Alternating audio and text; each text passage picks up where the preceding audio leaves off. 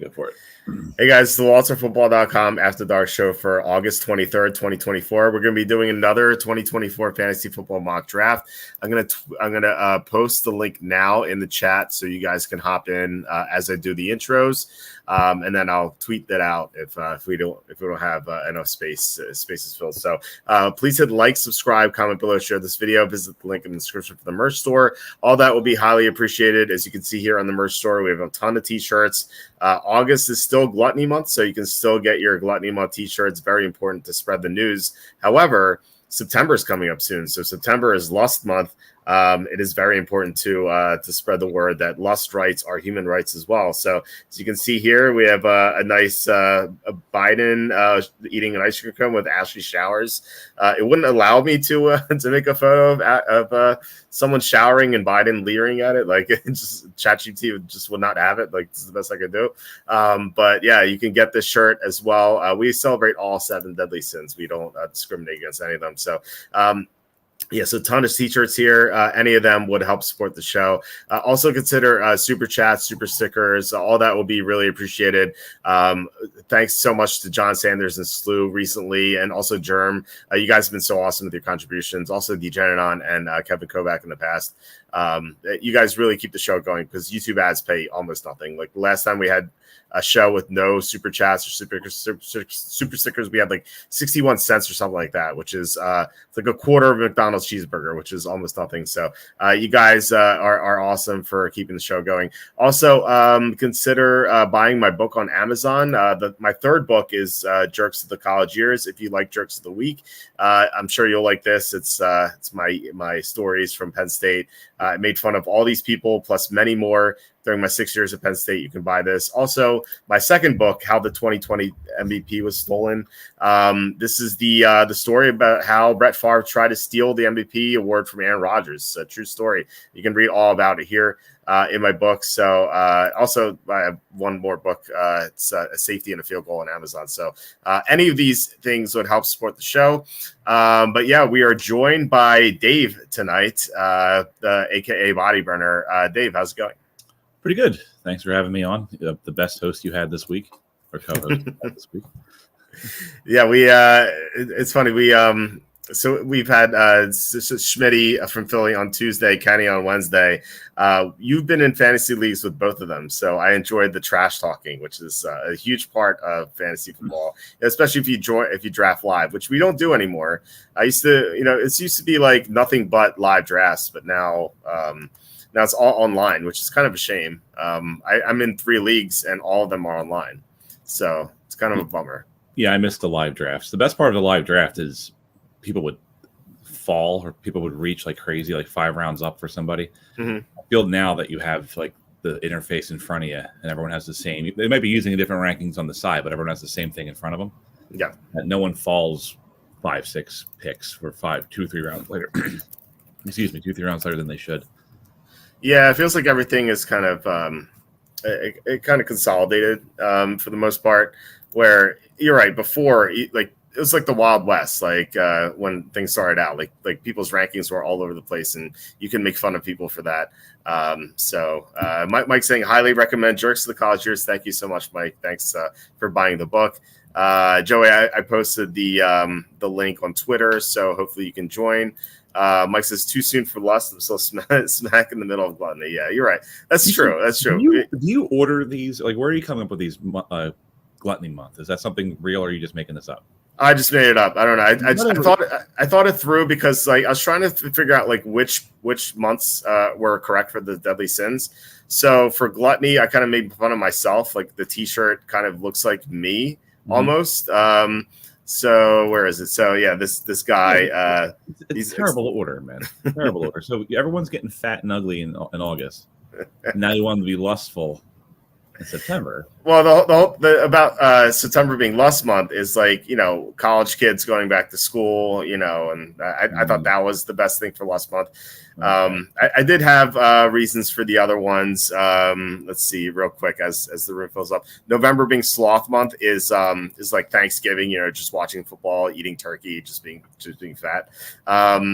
What else is there? There's a May is wrath month, which probably don't need to explain the people taking TVs out of the stores and burning buildings down. Probably don't need to explain that. March is Green Month. That is March is Nancy Pelosi's birthday. So as you can see here, she has NVIDIA stock and eating her ice cream, fresh ice cream. And then January is Envy Month. This is Hillary Clinton. This is being angry at Donald Trump. baby Trump and his gold. I tried so hard. This ChatGPT is so difficult to work with. That's like the best thing I could come up with. John says, Biden, you have two choices: eat ice cream for the rest of your life or get smothered in your sleep. Yep, that's basically those true. choices are made for him. It's eat ice cream. Yeah. yeah. And then Patrick says, thanks for the From show recommendation, Walt. It's my birthday in 10 minutes. Oh, happy birthday, Patrick. It's awesome. And glad I have a new awesome show to watch. Yeah, From is awesome. I talked about that on Wednesday, and I emailed Patrick and some other people. If you like Lost or The Walking Dead, it feels like a baby between the two. So it's really good. I'm in the middle of season 2 right now. It's awesome. What version of Walking Dead? Pins and Needles Walking Dead is season 1 and 2. Okay, because I stopped watching Walking Dead when a CGI tiger joined the show. That was horrible. So we have one more spot left. It's right away. You can see it's not zombies. It's not quite zombies, but there are monsters in the show, and they're very cool. And it's made by the same guy who produced Lost, Jack Bender. It feels like Lost, except there's no island. Like if there's an island, it would be exactly like Lost, except for monsters instead of a black smoke monster. That's funny. Yeah. Okay, I'm gonna tweet this out. One more spot left here, unless it's already been filled, and this tweet was worthless. Okay, all right. So we have Team 6 is open according to what I'm looking at. Yeah, we have Team 6 open. Hopefully that fills in a second here. Baggett says Biden dropped out of the presidential race on National Ice Cream Day.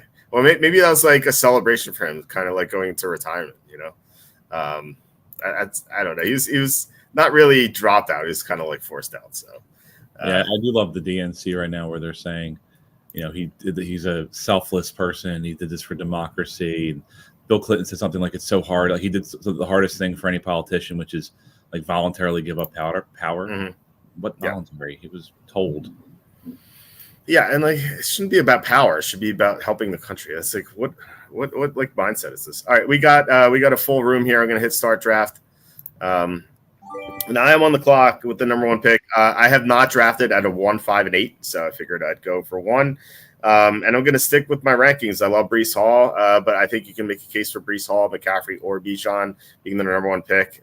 As long as Rodgers stays healthy, I think Breece Hall has the best year. But I worry about McCaffrey's injury. Bijan. I'm kind of creeping toward putting Bijan McCaffrey as well. And Bijan goes number 2 to Ted Daltz. Mm-hmm. And McCaffrey's still left at 4. So who would you take if you had the number 1 pick? I ask everyone this. I would, in a standard league, probably Hall. But honestly, I think Hall, McCaffrey, and Robinson are interchangeable almost at the number 1 spot. Yeah. I don't see a big difference between all 3. I mean, I lean slightly. I keep with Robinson. He is the youngest, but also the least proven. McCaffrey, there's injury history there. But I really don't think there's a bad – if it's one of those 3 guys, I don't think there's a bad choice. Yeah, so, I mean, ideally you'd have the 3rd pick, right? So you get – yeah. and in fact, here, Sue got McCaffrey number 4, so – that could end up being the steal here, but I do worry about McCaffrey's durability. He's 28. It feels like he's like 34 in football years, just because all the wear and tear he's had in his body and the long season he just underwent. I just feel like all that could add up and just could wear him down. But then again, I mean, he's just an amazing player and he could have a great year. So it's a tough choice. And I think was it a Monday? Oh no, it was Tuesday last week. I think we had Schmitty on for the fantasy football show, and I think he was the one who said, "Man, I don't want to have McCaffrey available because I don't want to have that choice." But you are up with the 10th pick, so what are you doing? Let me just make sure he's actually still available. I will be taking Jonathan Taylor, who played tonight. Did he? Okay. I think he's an elite back. I know he hasn't been healthy in a few years, but he looks good now. So I don't see any real concern about that. Yeah, I love the Colts this year. I love Taylor. It's a great pick. Yeah, I mean, there's definitely nothing wrong with taking one of the top 5 running backs in the first round. I think Kenny actually released his draft strategy guide on thecaptainspake.com. I read it last night after the show, and he was saying that you should target one of the top 5 running backs in the first round, and then, or if you can't, just get a receiver. So you were able to get Taylor at 10. Fortunately, he did not suffer an injury tonight. I'm like, why are they running Jonathan Taylor? They ran him 4 times, so it wasn't like an insane workload, but I was like, still, what are you doing? All right, you're up 2 or 3. What are you doing? So I'm gonna go. Let me see here. I'm gonna have to change my monitor because I'm weirdly leaning over. Sorry. Chris says, I love my WalterFootball premium subscription. Thank you so much, Chris. Glad you like it. Yeah, it's ad free and very, very fast. If you guys aren't on it, I'm gonna go back to my running back. I'm gonna take Pacheco. Okay. I think he's a guy that honestly I wouldn't be shocked if he's a top 5 running back at the end of the year. Okay.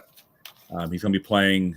Andy Reid said something a couple weeks back that he's looking good blocking on third down. He'll probably be out there on third downs. I don't know how you feel about these mock drafts, saying players' names that aren't drafted yet. Do you care about that? Is that a thing? I'm not sure. Well, I mean, I personally don't like it, but I don't care. I mean, the floor is yours. I'm very libertarian on people's speech. I would just say, an obvious player on the Chiefs is Travis Kelce, and we always talk about, is this the year he falls off? Mm-hmm. And if he's not the focal point of the offense, someone has to be. And I can see Pacheco kind of stepping up. And my point is, I wouldn't be shocked if at the end of the year Pacheco's a top 5. Yeah, Andy Reid said exactly that. And Jerick McKinnon's not on the team, so actions speak louder than words.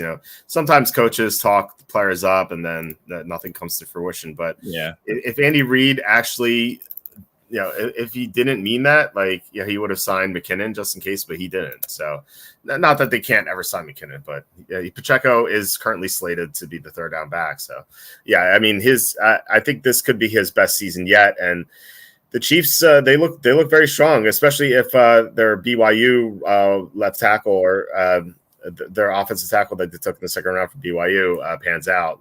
They might have a better offensive line than they did last year. So, they could be really strong, and they're the favorites to three-peat for a reason.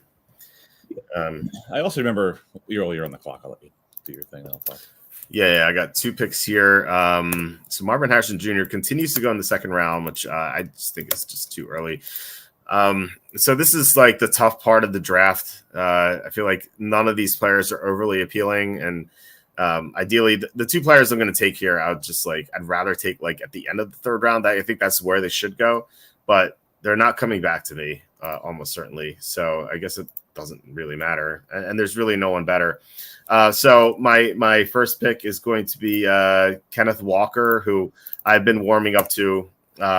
I didn't like him at the beginning of the offseason because Seattle lost all 3 of their interior offensive linemen, but then they signed Connor Williams, who's one of the best run-blocking linemen in the NFL. So I'm more bullish on Seattle than I was earlier. And my second pick is going to be Deebo Samuel, who we'll see if Ayuk is traded. We don't know yet. If Ayuk is traded and or McCaffrey goes down, Deebo's going to look great.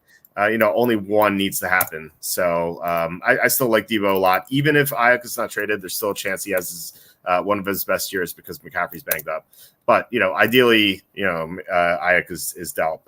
We just have no idea what's going to happen there. So it's funny that we were waiting on on that Ayuk trade for so long. And then today there was a receiver trade, but it was not Ayuk. It was Jahan Dotson going to the Eagles. So I thought it was funny. Did you see receiver trade it and get all excited? No, I didn't see that actually. I got a text. I was actually getting a root canal when that happened. I got 3 or 4 texts as I was getting the root canal, and I was like, "Ah, crap! I forgot to put it on silent." So luckily, it didn't screw up the dentist, whatever you want to call them, whoever does the root canal. But no, I was like, what are these texts I'm getting? And I was on the root canal, and I was so out of it, and I was like, oh man, I was like, I got to get home to grade this. And I was so tired because I had to wake up early, and I had to go through that procedure. So I was running on 3 hours of sleep, and I had the root canal, so I was zonked out for most of the day. And then I had to watch my 2 kids because my wife went to work, so it was pretty brutal. But I actually took a 20-minute nap before this, so I feel great now. Let's see. Sanchez, I just finished my in-person PPR draft. I'm so tilted. It was the most poorly run draft I've ever attended. I don't even care about standard drafts. I am just here to take it out on all you. Okay, well, let us know, please. What happened? Sandy saying, do you think Kadarius Toney will get cut? Yeah, he was playing tonight with all the backups. So sounds like he might. I wouldn't be surprised if Toney gets cut. I feel like they don't have room for him anyway. They have the top 3 receivers. They have a bunch of young guys. I feel like Toney could easily go, which is kind of crazy because it wasn't too long ago where he was a rookie and he was playing out of his mind. See here. Oh, Slew just says, I just turned my socks inside out. Well, please let us know how that went. You've been telling me since we've been friends a long time, and you've been saying the socks inside out thing since I was like 15. Yes, a long time. Yeah. Have you ever done it? Have you ever listened to me? Not on purpose. I'm like, if they're in the drawer inside out, I don't turn them. Okay. I don't bother. Well, you should listen to me. It's great. Unless as we found out, Cassandra said, don't work out with them inside out. But if you're just relaxing and whatever, just watching TV, I think you should turn them inside out. You're up now. What are you doing at 310? I'm going to go receiver, and I'm going to go with Stephon Diggs. Okay. I think he could be due for a bounce back on a exciting offense. I know it's a weird offense because who's really the number 1 there, but I think it could easily be him. Yeah, it really could. It could be any of them, any of the 3, or it could just be all of them. I was watching a video on CJ Stroud today, and about his recalling plays, and it was pretty out there. I didn't know he was on that level. It was really impressive. He recalled the play that he did 3 months ago, and he was like, I saw the safety do this, so I did that and that. I was like, wow, that's awesome. That it's not like that play just happened yesterday. It was 3 months ago. Yeah. So the knock on him isn't his talent. I think it's a bit of a diva complex now, isn't it? Didn't he kind of get run out of Buffalo, more or less, or they just didn't feel like dealing with his attitude? Oh, with Diggs, yeah. Sorry. I don't know. You're up anyway. I don't know. Maybe John Sanders could tell us, but I know he's been critical of that trade. So they really have nothing receiver. So what are you doing here? Taking DJ Metcalf. I like you. I remember the first draft we did. I was pretty down on the Seahawks as well, but I think he's the best receiver on the board at the moment. Actually, that's not true. I think Ayuk's a better talent, the guy that just went, but I'm concerned he'll get traded to somewhere terrible, and I don't want to deal with that. So he's the most Metcalf in that moment felt like the most consistent wide receiver. They don't have to worry about being traded somewhere with a weird situation. Yeah. I like Metcalf. Nothing wrong with him at all. It's good picks here in the 4th round, I think. Nico Collins, Ayuk. Granted, we don't know where Ayuk's going to be traded, but I can't imagine him struggling wherever he goes. No, unless New England or something. What'd you say? That's more of me just being probably overly conservative. Not. Oh no, I think Metcalf's a great pick. I just think that in the 4th round here, there is just a lot of really good picks. 1 second, am I missing this guy? This guy's somehow available. It's weird. If he's there, I'll mention him. Yeah, so I'm gonna be up soon. These picks are coming in pretty quickly. They are. I'm really keeping track to remove guys off my list here. I know. I'm falling behind a little bit. I have to make sure I got everyone. I missed Devontae Smith. I missed Nico Collins. I saw them. I just forgot to remove them. I think I'm caught up now. There are a couple guys still available. I'm kind of shocked. See, I'm sure Ted Dietz. What is it? Ted Dewitz? Ted Dewitz? I can't make sense of what this name is. I'm sure he's going to take one of them, I assume. But yeah, we'll see. Who's left? Yeah, there are a couple guys I'm kind of shocked, to be honest. So, or he might time out. Actually, he's not. He doesn't have a green circle next to his name, so he might time out. And that might mean that he's going to take Josh Allen here, who is one of the players I was talking about. I think this will be Josh Allen, unfortunately. Oh no! Wow, Lamar Jackson. that's crazy. How's Josh Allen fall to me at 412? That's an instant pick. I'm all for waiting for quarterback, but if Josh Allen falls to you at 412, that's insane. I will definitely take that. Also, I don't love Rachaad White, but in the 5th round at 501, that's crazy to me too. I know like he's worse than standard, but I've seen him go 3rd round. So that's very shocking to me. What do you make of Josh Allen falling to the end of the 4th round? I just think that Mahomes went and then Hurts, and I actually was debating taking him for a hot second there in my pick. I wanted to get another receiver. Yeah, and then I don't know. I guess everyone else just didn't want to take a quarterback. Yeah, I'm shocked the computer didn't take him. Wow. Do you think it's random, or do you maybe he had him queued up? Maybe he wanted to take Lamar Jackson later and had him queued up? Yeah, he could be queued up. Yeah, that's true. I didn't think about that. But that's why I'm here, to give you good ideas. Thank you for that. That has to be it, because like, why else would you do that? Let's see. We have some comments here. Chris says, you guys are right. There's nothing like a live draft. Easily the highlight of the fantasy year. Just had my big one on Tuesday with coworkers in my house. That's awesome. Yeah, I wish we still had live drafts. We used to have a lot of fun at those, especially like making fun of the picks afterward. That was like the best part. Oh, yeah. They would usually be in my house and they'd be in my basement, and we'd have the draft board still up afterward, and like we would just go through round by round or team by team. We were like, what the hell is this person thinking here? It's just like running through the whole draft. It was awesome. I miss those days. It was so fun. I miss it too. And COVID screws up a lot of stuff. And yeah, it did. Yeah. I haven't had a live draft since COVID. No, and honestly, I think our league, not to talk crap on our friends here, but let's talk all the crappy one. Yeah, we didn't even pick a date until like 2 weeks ago. Yeah, it's true. It was almost like forgotten about, and I just think it's easier not to. It's more convenient to get folks together on a short notice online, right? You don't have to try. Yep. You're up here. Yeah. I don't know if I missed him or. Hold on a second. Yeah, there's still a couple guys, and like, how are they available? Well, it's one guy.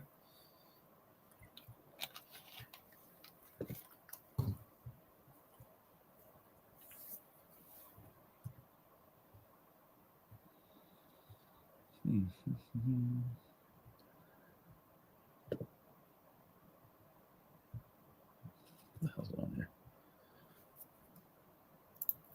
Let's I'm see. gonna go with T. Higgins. Okay. Love Higgins. Yeah, I think he's good value. Also went double running back to start, so I wanted to shore up my receivers. Yeah, makes sense. No, Higgins is pretty solid in the 5th. Sue says comfy, so he supports my socks being inside out. 76, why is Bo Nix getting all this hype? Is because he's playing great in the preseason, but yeah, guess who else played great in the preseason? It was Daniel Jones, who looked like Joe Montana in the preseason when he was a rookie, and then last year Kenny Pickett looked like John Elway in the preseason, and we saw how that worked out. Right. Brian Thomas, the 5th round. That is the earliest I've ever seen Brian Thomas in the 5th round. I like Brian Thomas, but I think you can get him later. Like, you probably could have got him at 7-11, or at the very least 602. Like, I don't think he was going at 512 or 601. I guess, like, if you like him enough, sure. But I don't know. I think like you could probably wait on him. So Aaron Jones falling to 512 is kind of astonishing. In fact, like, kind of wondering, I might have to have Jones ahead of White in my standard rankings, not PPR, but. I know Jones is more injury prone, but he's unquestionably the better player. So Kirk, I like Kirk. So yeah, we're just going to Joey. Then you're gonna your pick. So yeah, again, Sue says comfy. Yeah, it's not a surprise. Because that's just not the time, Sue. F this sock cult. Oh man. All right, so you're up. So Joey takes CJ Stroud. So decent value with him in the 6th round. So who are you taking here? Well, I was hoping to get Stroud. Oh, really? Okay. It didn't work out, obviously. Let me see here for a second. Okay. Well, while you look, I'll read more comments. John says there were a lot of things with Diggs, but the biggest factor was his fit in Brady's offense. Plus, they want Josh to be the unquestioned alpha. Yeah. There's a lot of like Josh and Stephon bickering, and there's all that. And like he did nothing with Joe Brady in the second half of the year, which is pretty crazy. I'm gonna reach on a guy a little bit. I don't think it's a crazy reach, but I'm gonna take Jaylen Warren. Okay. I honestly think that he's being undervalued a little bit. I'm being honest with you. Because of the injury. Yeah, and he statistically he had a pretty good year last year. Mm-hmm. I was looking at something like he led the league in broken tackles or something like that, and I just think that could have a breakout year this year. I mean he's awesome. But the injury is definitely dropping him, but it's not a major injury. It's not going to keep him out for a while. So he might miss week 1, maybe week 2, but like he's not going to miss much more than that. And then I was looking at other running backs that are in this range, and some of them that went, I'm not crazy about. Like, I actually I guess we're going to do it later. I think like Tony Pollard's the second running back on that team. Stevenson is a bad a running back on a bad team. I have taken him. There's a point where you take Stevenson, but I'm not excited. Right. Yeah, I don't like Stevenson. I do think Pollard's the starter, but in standard I like Pollard more. But PPR I like Spears more because Spears is gonna play all the third downs, whereas Pollard I think is gonna be like 65-35 on first and second down. But we'll see. I mean, the whole thing is obviously fluid. So yeah, I mean, receiver is pretty thin here. And I only have one, so gotta take them, I think. And it's not like there's some great running backs left. There's one good one I like, but I already have 3. So, I'm gonna go for a guy I keep drafting. I was hoping to get him later than this, but I'm not confident he's going to come back to me. Although it could happen, I suppose. But let's go with Christian Watson, who I think is going to have a great year, and also Keenan Allen. I think Keenan Allen being in Chicago doesn't bother me. Being with a rookie, he's produced with a rookie before, and Justin Herbert. I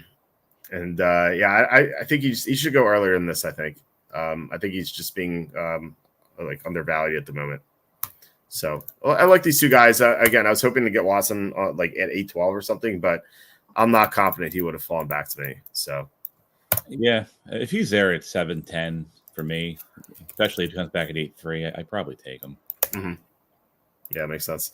Daniel S. on that offense, to be honest with you. Over Moore, really? I think Moore's still one, but I don't know. He plays in the slot, whereas Moore plays outside. So yeah. I don't know. Daniel says full PPR super flex format. My team is Lamar, Josh Allen. That's a good 1-2 quarterback. ATN Mixon, Nico Collins, D Higgins, Mostert, Judge Hopkins, Kyler Murray on the bench. Any trades for Murray? That's looking great. I've never played Superflex before, so I would assume you just want to keep 3 quarterbacks just in case one goes down. Lamar is very injury prone, but it looks that team looks good to me. So, any thoughts on that team? I liked it. Yeah, he yelled a lot. In that post. That's true. I like Javonte Williams is the one running back I was looking at. He looks actually pretty good. Whereas early in the offseason, there was reports that he was in the doghouse, but I don't know what he did, but he looks fantastic now. Still, it's a bad team, but maybe I'm wrong about them. I could be wrong. Samantha Jones saying, you think Kamala is going to win now? I do not. I'd be kind of surprised if Kamala wins, honestly. I don't know if you want to get into that, but I'll talk politics with you. Yeah, no, she's not winning. She's not winning. Yeah, I don't think so either. Crazy things have happened, but no, I don't think she's going to win. I think the momentum's wearing off. She's going to be forced to talk more. Mm-hmm. Even CNN's commenting like she doesn't do interviews with what's happening. Yeah, her policies are all communist stuff. It's no one wants that, especially in a bad economy. You can probably trick people into the stuff if the economy is great. And they have other things to complain about, but I don't think you can do that at this point. People just can't even afford stuff, and she's in office right now. She could fix some of the stuff she's proposing. All right, you're up. What are you doing? I don't want to draft anymore, Walt. You're done. You're just leaving. I'm done. I don't like this. You didn't tell me it'd be this hard. No, I'm kidding. What do I have here? All right. I'm gonna take.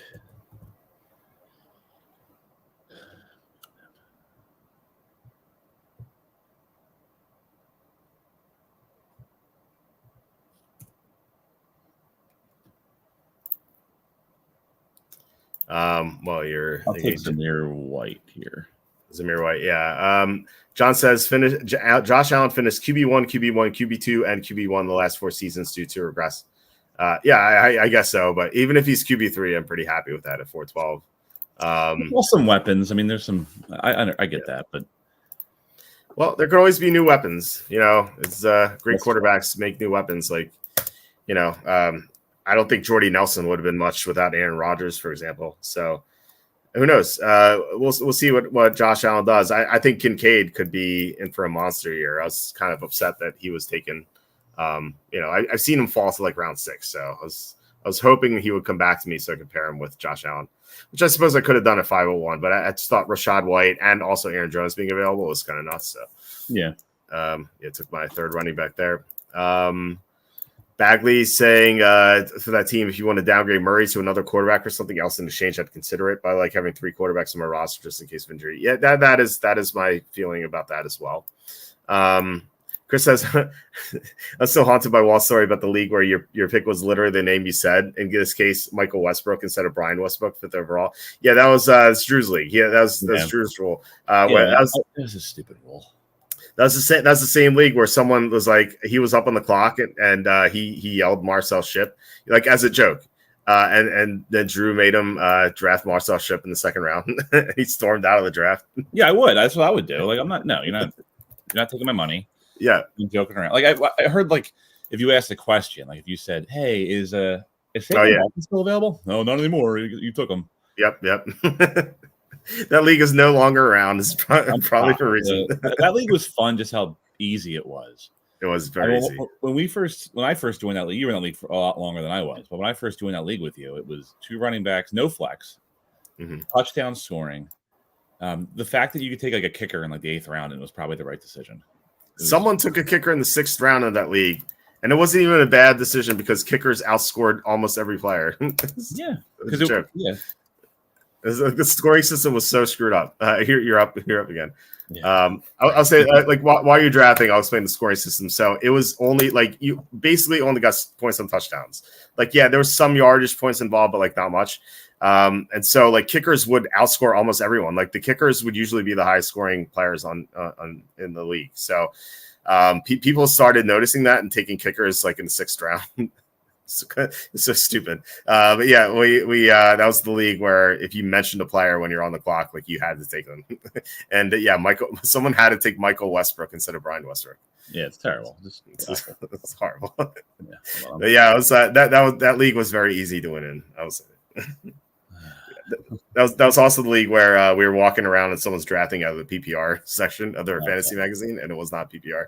I know. I'm going to take my quarterback here and take Jordan Love. Speaking of come on hires, no cookie Jordan Love. Why Jordan Love?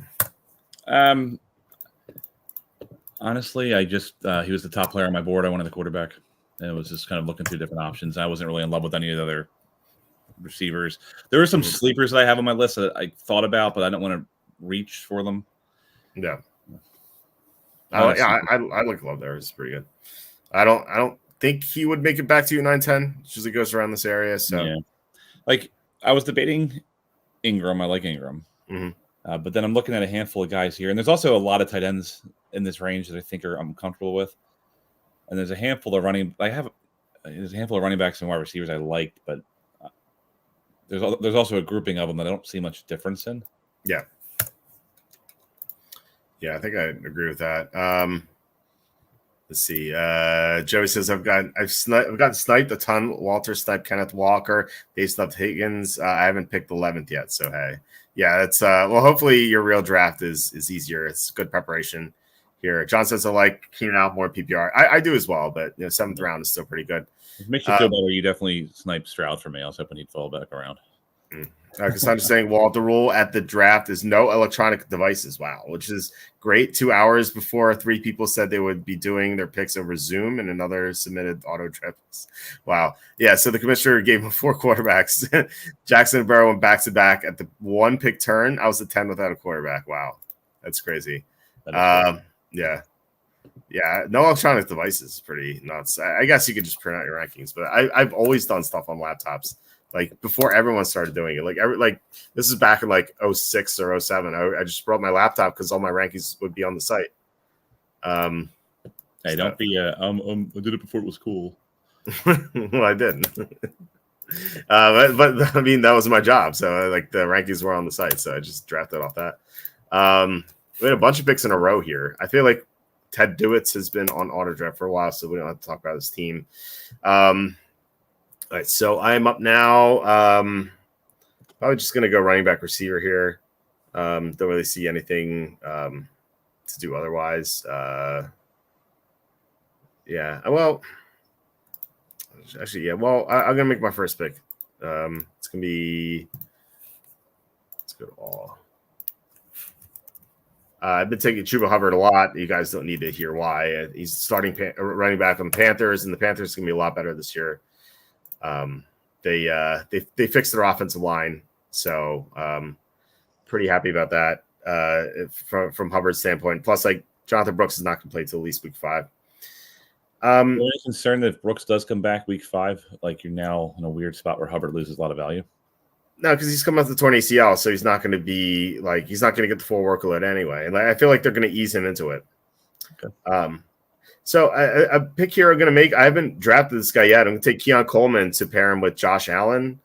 And I've seen Coleman like in one of our drafts. He went round 5, which is absurd. But I've seen him go like round 7, round 8. It's kind of it's odd to see him here in round 9. He was not close to the top of my rankings, but I think that he has a lot of potential to get there. And with Curtis Samuel injured, I think he's a fine pick here at 901, especially because I have Josh Allen. I was thinking about like pairing Josh Allen with a receiver. So pretty happy to get Coleman at round 9, considering that he was going earlier.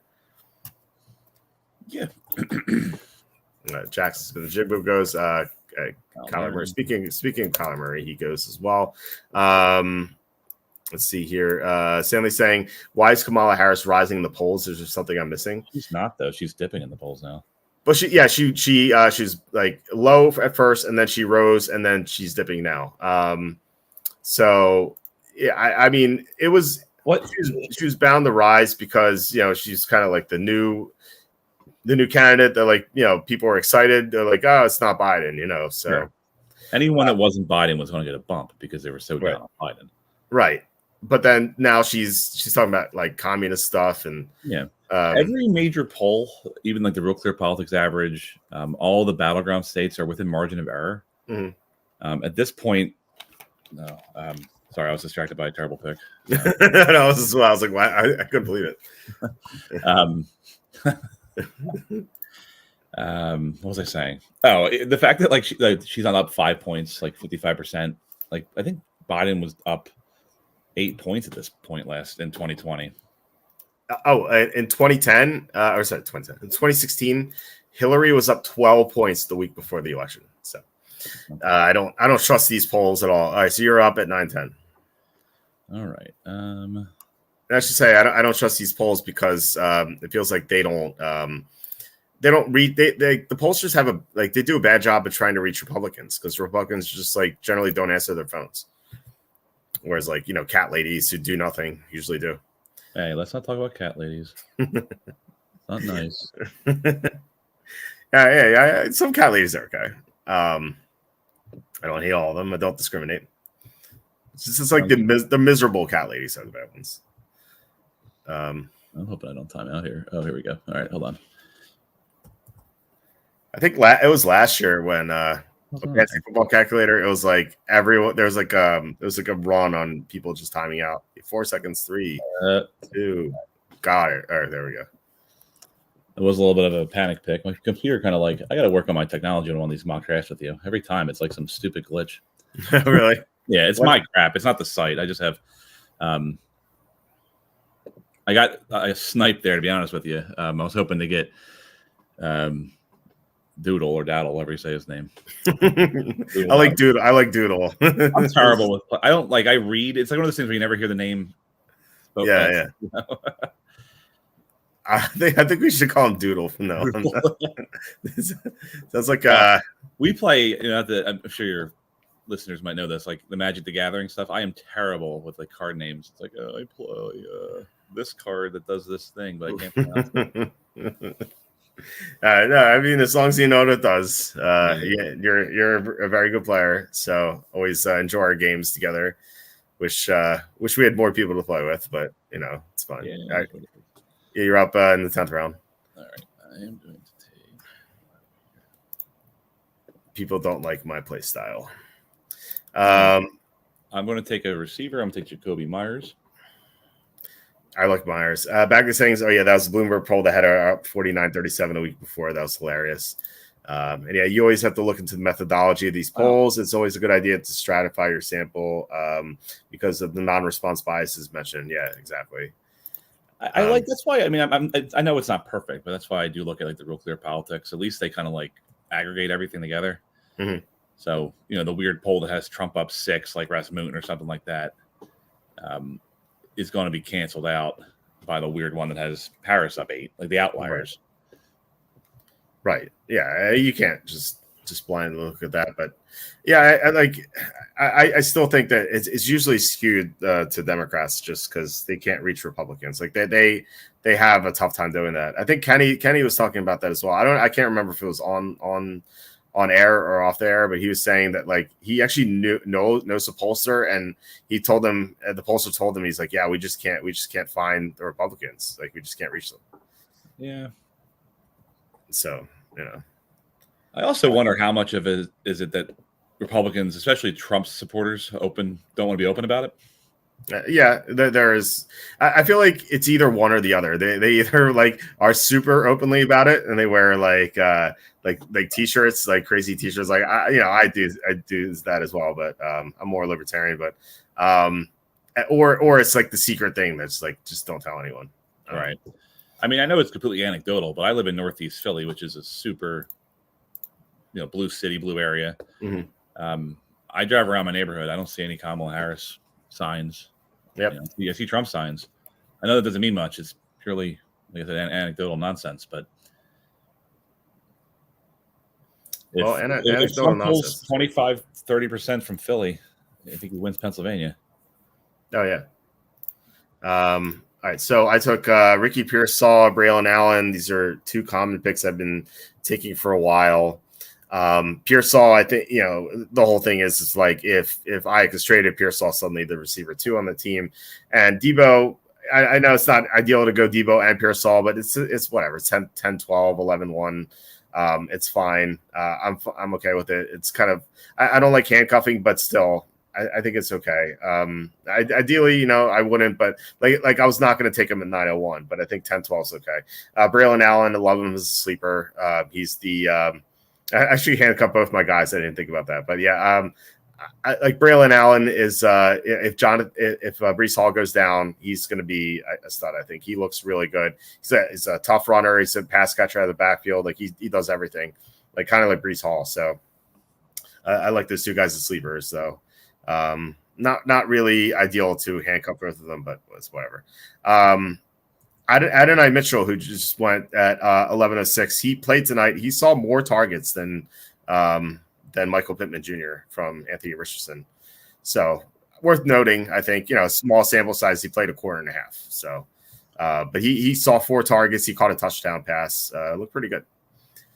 It's all nonsense. All right, so you're gonna be up soon. You didn't talk about Myers, so I want to talk about him. Yeah, I he's been getting good comments. I know coaches talking of their players doesn't always mean anything, but he has been getting some positive feedback from the camp, and also if Devontae Adams gets traded, I now have the one receiver on that offense. Yeah, exactly. Yeah, I think that could happen. I'm hoping it doesn't because I bet the Raiders win total over. And what'd you say? It's your fault. I think it's too low. It's 6.5. I have no idea about that stuff. Like I don't sports bet, so you should get into that. You should become a degenerate like me. Curtis Samuel goes, you're up at 11:10. I should become a degenerate. Yes. I'll let my wife know that. I have to. That said, I can't come on his show anymore unless I'm a degenerate. Mm-hmm. Absolutely. Joey says they only poll like 1,000 people. Republicans don't vote on these polls. Ignore them. Yeah, exactly. John says 2020 polls are really accurate. I don't know about that. I mean, well, it depends. Like, what the real votes were. Like it's like Cassandra says, Donald Trump was up 10 million votes at 3 a.m. the day after the 2020 election. It's always time to make up votes somehow. I was awake. Like I stay awake until all hours of the night. I go to bed at like 6 a.m. So I saw it live. Most people were asleep, but I actually saw a change. I'm like, whoa, what happened there? I saw it change in real time. 6 seconds. Okay. Yeah, I'm going to take Cortland Sutton. Okay. I do think it's very possible those 10 touchdowns regress, but I don't mind taking that in the 11th round. Yeah, I mean, well, if he gets 6, I think you're happy with that in the 11th round. But if I know it's an outlier. Like if you look at his career stats, last year was definitely an outlier. But yeah. Well, it all depends on Bo Nix. It really does. Like, sure. He's looked great in the preseason, but again, so did Daniel Jones, and so did Kenny Pickett last year. It's so impossible to tell. Like that's the one thing about preseason. I'm just like, if like some players look great, especially quarterbacks, like you have to take that with a grain of salt. I think what's more important is like who the quarterback's targeting, like who's playing with the first team, or like do certain skill position players look athletic, or do they look in shape? Like I thought watching Tony Pollard was pretty important because he looked like he had his explosion back that he was missing last year. So like stuff like that I think is important. Whereas like, oh, the team scored a lot of points, in 6 drives, like they look great, it's like right. Who cares? Remember that one year with the Eagles and Chip Kelly, like they blew out the Packers and everyone was so high on them. I made so much money fading the Eagles that year, just based on that one preseason game. Like they got so much hype. I'm like, and their spreads were so inflated for a while just because that one stupid game.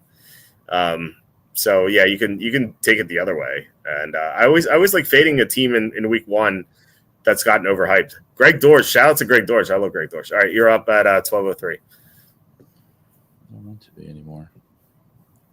All right, let's see. So Mag says, yeah, just ignore everything from Rasmussen, Trafalgar, and Quinnipiac. Okay. You took Mike Williams. I saw you take Mike Williams the other night. Why him? Because I love him. Okay, fair enough. No, I think honestly, I know he's kind of not high on the depth chart, but if Rodgers is healthy, I think there's a potential there that he might produce something. I know he's banged up now, which isn't great, but yeah. Yeah, I mean he's coming with a torn ACL, which is not ideal, but like he could theoretically have some good games. As Kenny would say, he's going to have 2 great quarters, both in different games, and then do nothing otherwise. But he does have potential with Rodgers, though. Yeah, I think Kenny's a very smart, bright guy, and he probably is very knowledgeable. But he completely discredited himself last night. The Ezekiel Elliott stuff, yes. Mm-hmm. I was up all night tossing and turning about this. What's the percentage? So what's the percentage he gets 10 touchdowns? I think there's a better percentage he doesn't even get 10 carries a game, let alone 10 touchdowns in a year. Like it's just, oh man, it doesn't get 10 carries. Yeah, I think he's washed up. I don't know. I mean, I've watched him play the past. Well, I've obviously watched every game, but I like the past 3 years. It just seems like he's just done. Yeah, I mean, there's a reason why the Cowboys let him walk. Yeah, because of the Patriots, and then the Patriots didn't bother with him again. And I think he was honestly brought back this year to the Cowboys as almost like, you remember when the preseason, not the preseason, when the offseason started, the criticism was the Cowboys didn't do anything. Mm-hmm. And it's like, hey, look, we got this guy back. Remember him? Remember Ezekiel Elliott? Remember this guy? I remember Elliott. Remember 2016? I remember him. Remember Elliott eat and he does this bowl of cereal celebration? Remember? Oh, man. Jake Ferguson just got sniped by probably the computer at 12-10. I was really hoping Ferguson would come back to me. I was really considering him at 10-12 or 11-1. I just thought he's a great value there, but it's okay. There's still some other good tight ends. And I'll just take one now because you just never know who's going to come back to you. David Njoku at 12-12, I think is great value. So I'm just going to take him. There's some other good tight ends as well. So, all right. At a 13-1, I don't know if this guy's still available. I just got to look. Kamani Vidal. I don't know what's going on. What's going on with the Chargers running back situation? What I do know is that J.K. Dobbins is coming off a torn Achilles, which is a death sentence for almost every running back. Like the one exception is Deontay Foreman, and like it took him 2 years to recover. Mm-hmm. And I do know that isn't Dobbins also kind of in the doghouse now? I haven't read that. You could be right. I haven't read that, but or who's the other? One of them, I thought they signed both guys from Baltimore. Yeah. I heard one of them wasn't exactly a coaching staff favorite right now. I have to look into it. I don't know. But I do know Gus Edwards is as pedestrian as they come. So Vidal could steal the job. Like I thought Mike Lucine from NFLRoughDraft.com, who we had on Monday, I thought he made some great points. And one of the things he talked about was like try to draft league winners at the end of the draft. Like don't waste your time just taking like players who are not going to win you leagues. Like, for example, I know this is a computer, but like Tyler Lockett at 13-2, like he's not going to win anything for you, especially like, he's old and, he relies on his speed. So he's just going to be down. Like, I don't foresee Lockett doing anything for him in the 12th round. Like an example of this, I suppose, I can't really find something in 12th round. I guess like Greg Dortch, in standard, I don't like Greg Dortch. PPR, I like him a lot more. But in standard, I just like Greg Dortch is going to catch like 5 passes for 60 yards, like, which in PPR is fine. 11 points, if you have to start him, it's okay. But in standard, that's like 6 points. It's not going to do anything for you. He's not going to be a big touchdown guy. Although I do like him. I think like his trajectory is just going way up. He's just a hard worker and stuff like that. So he does have some potential, but still, it's like he's not going to win you a league here. So college football takes Cowboys defense. Well, definitely don't take Cowboys or any defense in the 13th round. Let's see here. Don't draft if you don't have to at all. Yeah, exactly. Moose says can't wait to make people fading Josh Jacobs pay. Yeah, I don't understand why people are fading Josh Jacobs. It seems crazy to me. Joey says, how worried are y'all about a CeeDee Lamb holdout or him not being in shape early on? It grows by the day slowly. It's like an inverse. It's like an inverse option almost. But I'm not concerned now. If it's like 10 days from now, maybe I'm concerned. I start getting worried. Maybe he's out of shape. What I worry about most about Dallas, you're up on the clock. What I worry about most about Dallas is that they lost 2 of their best offensive linemen from last year. So their offense as a whole could be worse. And that could impact Lamb, although I think that like he's I think least likely to be impacted. So but we'll see. It could be tomorrow he can end this holdout. So all right, so what are you doing at 13-10? I'm going to draft Josh Downs. Okay. He's just the second round guy. I actually think he's pretty talented. Yes. On a good offense. We'll see what happens. I think he's the guy that could progress and improve. Yeah. He's injured right now, but it's not going to be like a long-term thing. I'm not starting him week 1. I'm fine if he's banged up for a week or 2. Exactly. Yeah, you're not going to be starting him first couple of weeks. 7th wide receiver at this point. Yeah. Right. So, that definitely makes sense. Cassandra says, I understand that people hate Hopkins, but round 12 has to be done. Did he really go to round 12, Hopkins? Yes, he did. Yep. Am I missing him? No, At 11, 12. 11, 12, yeah. Okay. Yeah. No, that is good value for sure. I agree. Yeah, 11, 12, same thing. Chris says, who do you guys prefer this year, Pacheco or Achane? I prefer Pacheco.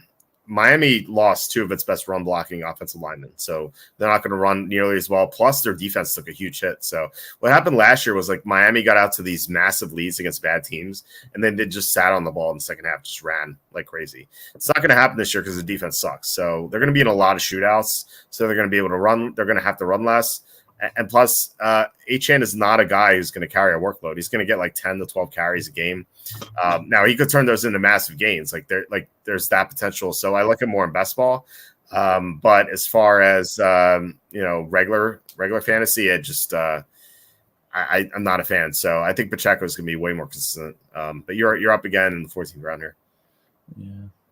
There's like no running backs left. It makes me upset. I know.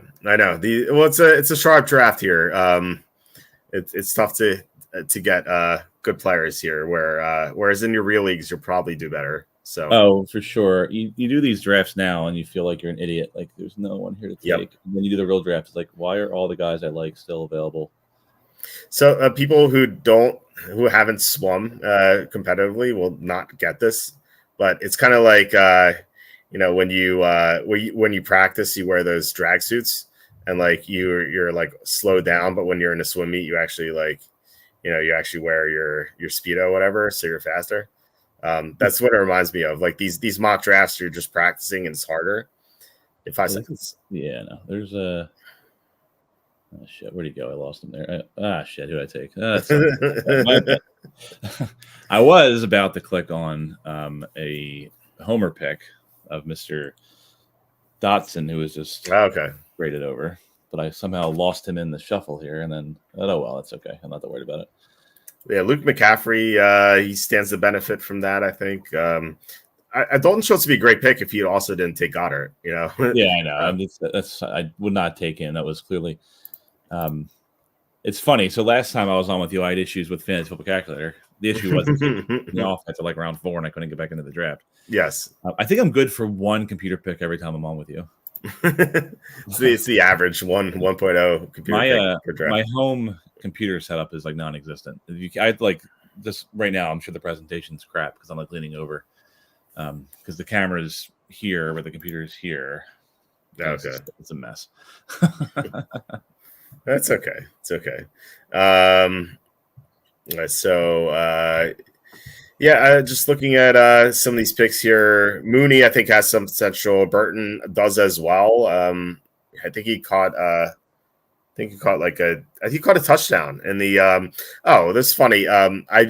Tonight I bet the Colts minus 6.5 against the Bengals in their final preseason game.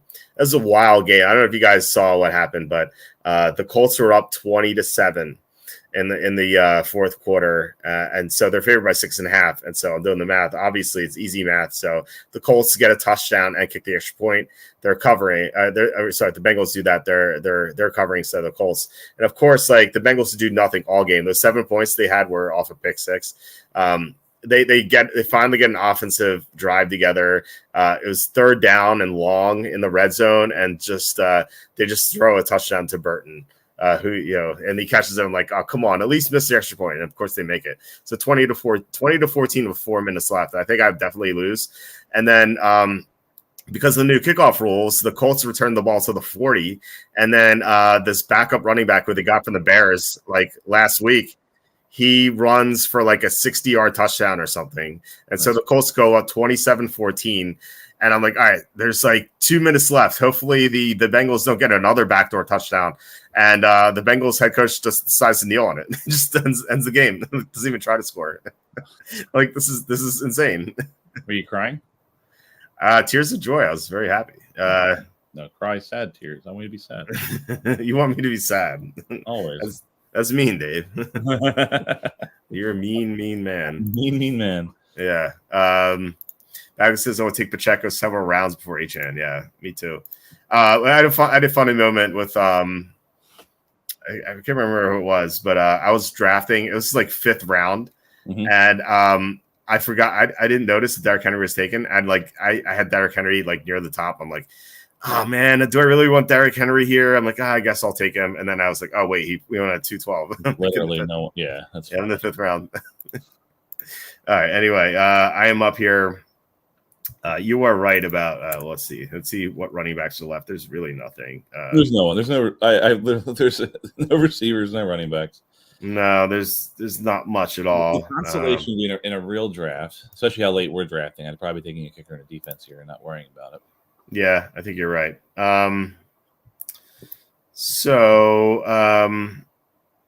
One guy I do like, I keep pointing him out, Tim Patrick.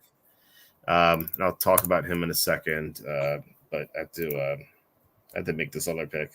So I'm just gonna. There's really nothing left. I'm just gonna throw a flyer on Elijah Mitchell, who might be traded. If he is, he might go to a team and be an RB2, and who knows what happens. Mm-hmm. I think Tim Patrick's way more interesting because he's always been a very talented receiver. He just had like severe injury history. So obviously it comes with a lot of risks normally, but at 14-12, there's no risk. But he actually looks like he's back. He was playing with the starters in Denver's second preseason game, along with Sutton. He actually had more targets than Sutton. And I think if healthy, I think he's a better receiver than Sutton. So he could be the receiver 1 on that team, but he could also be injured by week 2 or week 3. So it's just like very high variance guy that, you take at the end of the draft and hope, hold your nose and hope that he does something.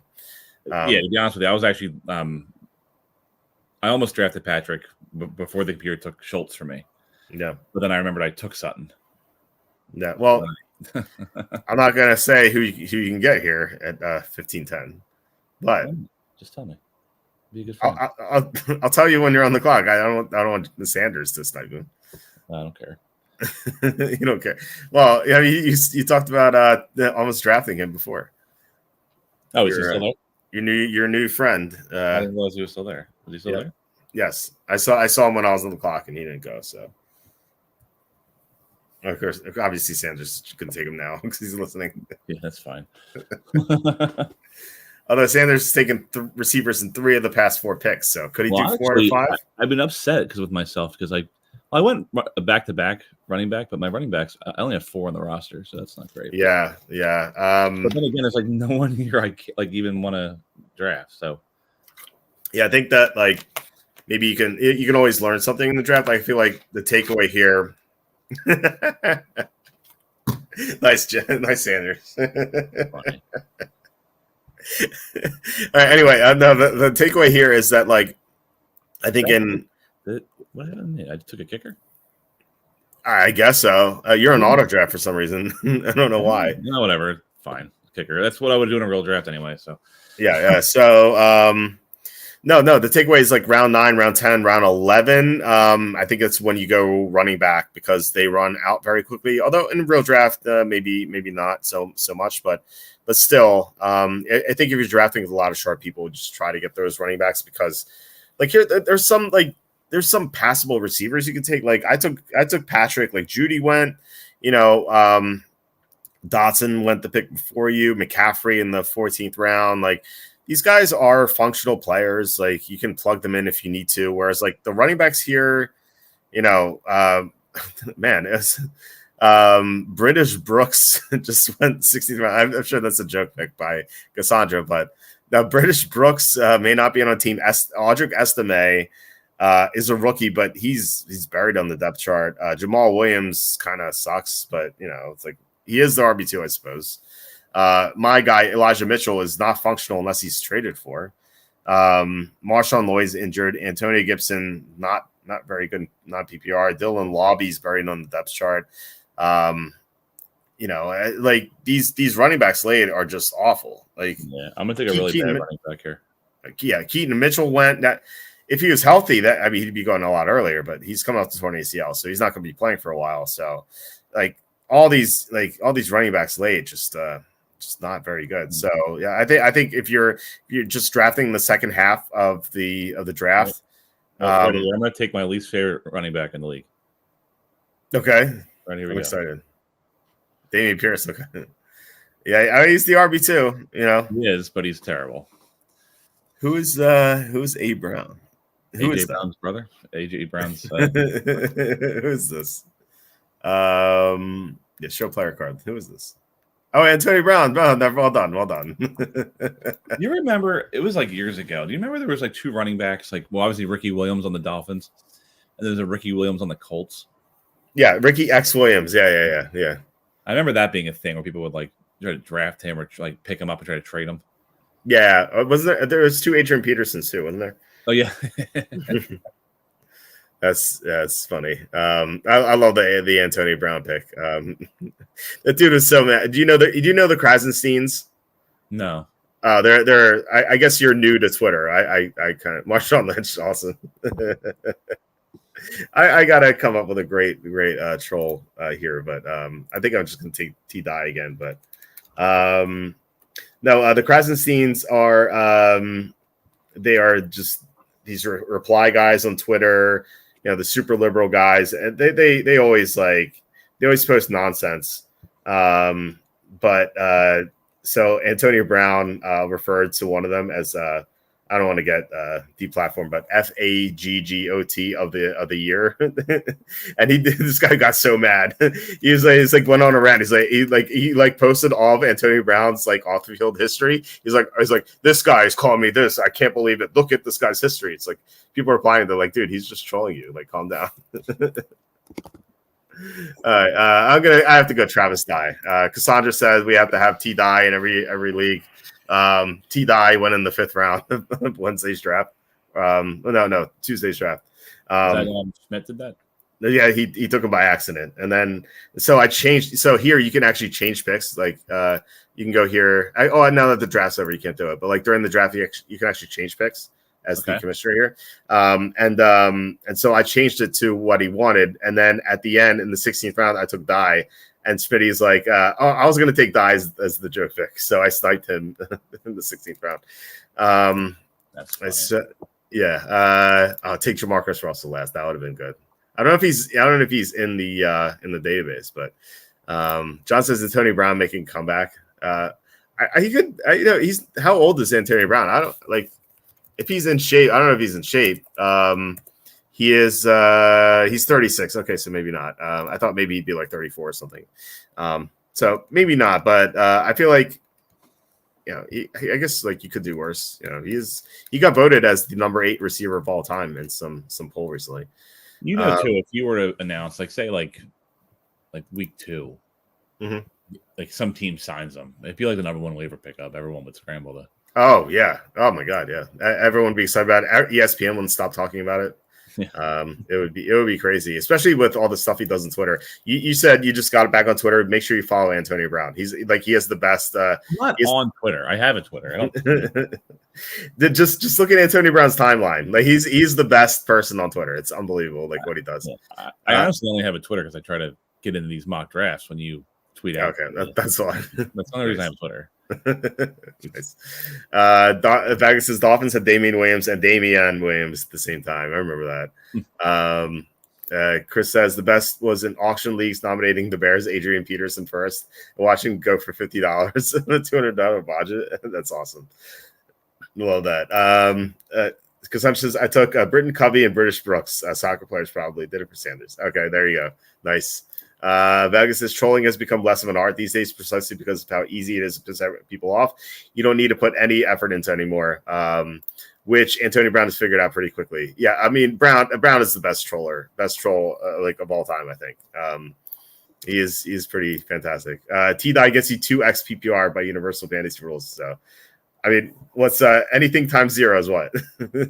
Still 0. So you can get 1,000,000x still be in this last round. Do we have time to break down teams? I do. I don't know if you have to go, Dave. If you have to go, let me know. I know. Okay. I'll be tired tomorrow because how much I love you. I love you too. I thank you for being on here. All right. So do you want to talk about your team and then I'll talk about mine? Sure. I actually really like the way my draft started. I think I start falling apart a little bit around round 8 and 9. I'm looking as the way the rest of the draft went. the way the rest of the draft went, I probably would have waited on one of them, Love or Goddard. I wouldn't say going 8 and 9s, taking either of them early. But I think with the Goddard pick, if I would have, instead of doing that, taken, like Jalen Wright or even, just another running back that was available at the time, I'd be happier with my team. Mm-hmm. Because even the computer thought, hey, you should take Schultz in the 14th. Right. And I'd be a lot happier with my roster if I had another running back in the 9th round and then Schultz in the 14th. Yeah, Other than that, I'm pretty happy with my roster overall. I think I have a good starting running backs. Depth's a question. I like my receivers, especially waiting to the 3rd round to take my first one. Yeah, I think you're right on the money there. Like, if you took Goddard into a running back and you still get Schultz in the 14th, like it's crazy how deep tight end is. Like Cole Kmet went in the 15th round. Pat Fryermuth went 16th round. Like these are guys that could score in the top 5 on any given week. Like it's crazy how deep tight end is. So yeah, you can certainly wait. Like Njoku in round 12, Ferguson went round 12. Like you could have waited till 11-10 to potentially get Goddard. Right. Although maybe I would have taken Goddard 11-1, but still, you could still get a comparable guy there. With my team drafting first overall, I was kind of surprised by some of these players who fell to me. Deebo and Josh Allen. Like usually at the turn here, I feel like it would be more difficult, but I was really surprised those guys fell, especially Josh Allen. Not Deebo, Josh Allen. Josh Allen and Rashad White. But I'm considering Aaron Jones ahead of Rashad White anyway, so maybe I should make that change. With my running backs, I think are really strong with Hall, Walker, and White. Receivers aren't as great, but Deebo, Watson, Allen. I think I have a good starting point there. Although Watson, Allen have some injury concerns, and then Coleman, Pearsall. I love pairing Coleman with Josh Allen. And Njoku, 12th round, I think it's great value. And then it just took a bunch of sleepers here at running back. So I prefer drafting at the end of the first round. I think you get a stronger team overall, but I'm pretty happy with this from the first pick. If in our league that we still don't have their draft order yet, but if I have the first pick and this ends up happening this way, I think I'm pretty happy with it. Although that league is 3 receivers and a flex, so I think I'd prioritize receivers more so than that. I'd probably go receiver at the turn in that league. But all right, so we can review these teams. We can skip Ted Dewitz and because he was on auto draft. Let's go to CFL 012 with the 3rd pick. So he went tight end and quarterback early, which is generally means that you're going to be very thin at one position. And it looks like running back to me, although we'll get to receiver in a bit, but so Achane, he starts off as RB1, which it's kind of questionable, but then Brian Robinson's RB2, Spears in non-PPR RB3, Corum RB4, like that. Yeah, there's some potential with Corum maybe taking the job eventually, but still it doesn't look great. And then receiver like Lamb and Waddle, I think is a good 1-2 punch. But then it's like Godwin's is receiver 3, and then like Polk, Wicks, and Shaheed, like it gets pretty thin here. But yeah, I mean, Richardson and Laporte is great. What'd you say? I'm sorry to interrupt you. Go ahead. I'd say that Richardson and Laporte are great too, but Richardson's very injury prone in the 5th round, so it's kind of tough here. And then he took Jake Ferguson. Like if you can get Ferguson around 12, don't take Laporte around 4. And now if Laporte falls you like around 6, then go for it. But I don't like the strategy. So go ahead. Yeah, so he takes quarterback, tight end early.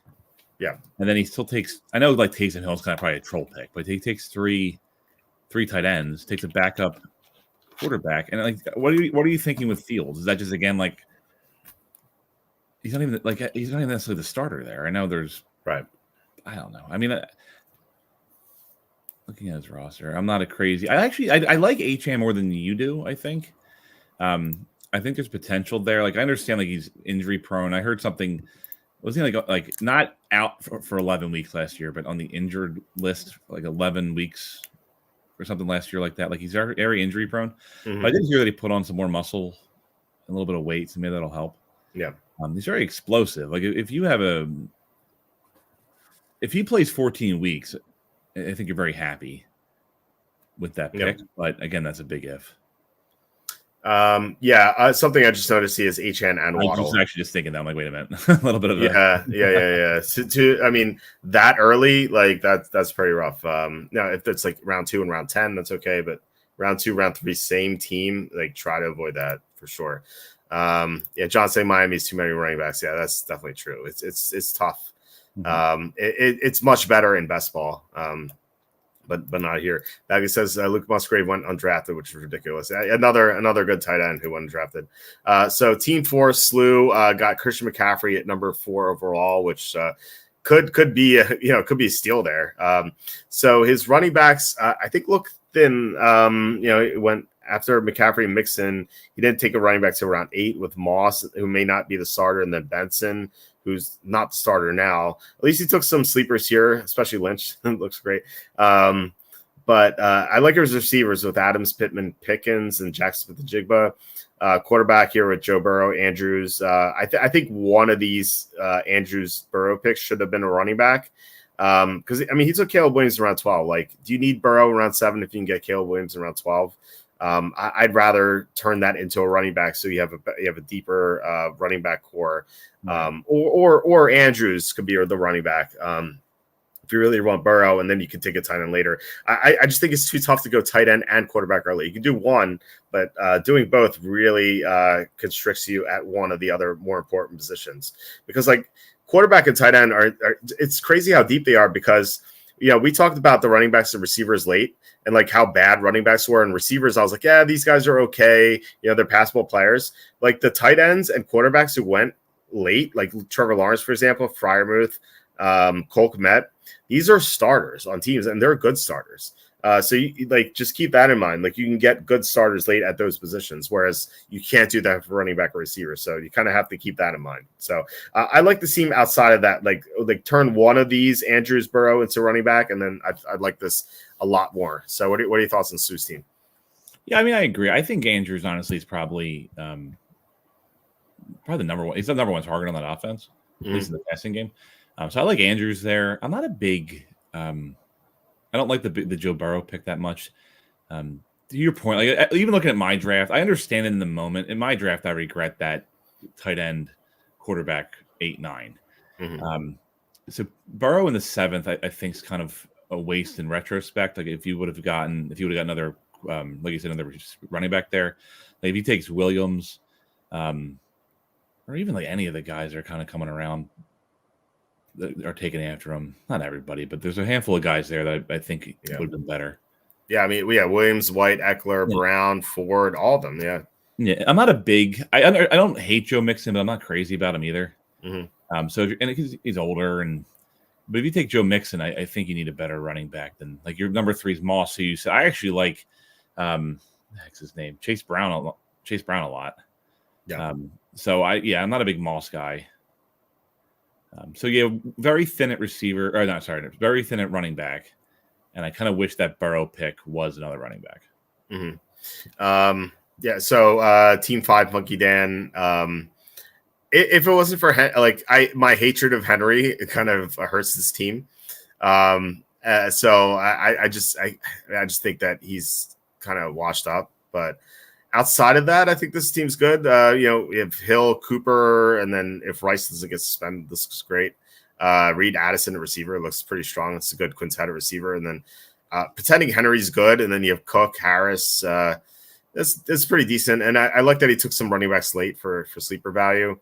He took his tight end in the 15th round, which I like. Murray in the 9th is good value.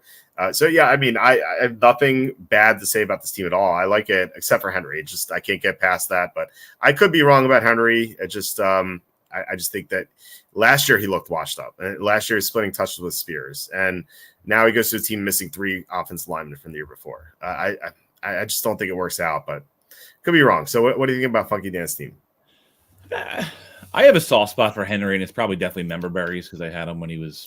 You had him in the best year. Yeah. But I get where you're coming from with that. Do you like it a lot better? But even again, I guess looking at who was available, you would rather him take Walker, I guess. Yeah, I guess it's a tough spot. 208's pretty rough here because just before that, you had Jacobs and Williams go. I'd much prefer those. So I understand it. I probably would have gone receiver if I were him. Like I probably would have gone I guess Debo and Waddle, I suppose. Oh no, Waddle would have been gone. Debo and Moore, perhaps, or something like that. It's a tough spot to be drafting in. Actually, no. What I'm saying, he went receiver first. So yeah, I would have gone Hill and then probably Debo, and then I guess Cook's okay, or Kamara or something like that. Again, it's pretty tough to draft in the 3 to 5 range. I found. I haven't drafted a 5, but I found 4 challenging. I found 6 challenging. Okay. So yeah, I like this team overall. I just don't like Henry, but again, I could be wrong about him. All right, so team 6 college football. He went 3 receivers and a tight end in the first 5 picks. So we'll see how his running backs look. And Kamara, not a huge fan, but I get it. Stevenson, running back in a bad team. A lot of running backs. All these top 3 running backs are all running backs in bad teams. Kamara, Stevenson, and Williams. So it could be pretty tough, especially in a non-PPR, whereas Kamara can at least catch passes if they're behind. Stevenson can do the same. Williams can actually do the same as well. But here you don't get that. And so that could be pretty challenging. I'll try to get some running backs in good teams. So yeah, I really don't like Stevenson. Although his receivers look great. I mean, St. Brown, London, Cup, if Cup's healthy, and then McBride, and then he took Jane Daniels in the 10th. I like pairing Daniels with someone safer like Purdy. Just in case Daniels busts. So I thought that's pretty good. Adonai Mitchell, today, he looked great in the preseason game. He saw 4 targets. And then McMillan, I could see that as a sleeper. Evans is old. Godwin is not quite that old, but he's got a lot of wear and tear on his body. So if one of those guys goes down, suddenly McMillan's a starter. So Javon Baker's kind of fallen out of favor there in New England. So probably should draft someone else, but it's 16th round, so who cares? I mean, overall, I like this team, except for Dallas defense in the 13th round. I worry about the running back depth, especially Elliott. I think that's a terrible pick. And I think you need more than 4 running backs. So I would probably, given that you drafted 3 receivers early, I would probably turn Ridley into a running back, not draft Elliott, maybe draft someone else here. And then I think that would be better. So what are your thoughts here? No, I agree. I don't like. Well, so you say he has 4 running backs. He doesn't. Elliott's not. Doesn't count. Okay. So if Ridley is, say, Hubbard or Moss, or even Spears, I like that a lot. I like the 3 guys. I mean, Chubb I get, but he might not play this year. But the 3 out of the 4 guys that went immediately after the Ridley pick, the running backs. I mean, yeah. I would like his team a lot better if he had one of those running backs there. Other than that, London, I think is talented and could rebound with an actual. He had a really off year, but I think the Falcons ran more than any other team last year. So with a real quarterback, London might be great again, or be actually worth that 2nd round draft spot. Kupp could bounce back. I actually was listening to some guy the other day that was comparing Kupp to Nakua. That basically in games they played together, they were essentially the same player statistically. Okay. So if you're going to get him in round 4, I think that's great. I'm just not a fan. I think his running backs are very thin. And Stevenson, I understand that at a point he's the number 1 running back on the Patriots. There's a point where he's worth taking. I've drafted him in mocks. He's just incredibly boring. Yeah.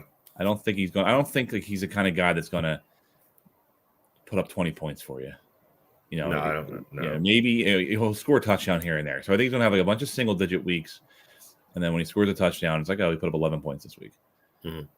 But that might be fine. I'd be okay if that was your 3rd, your flex play.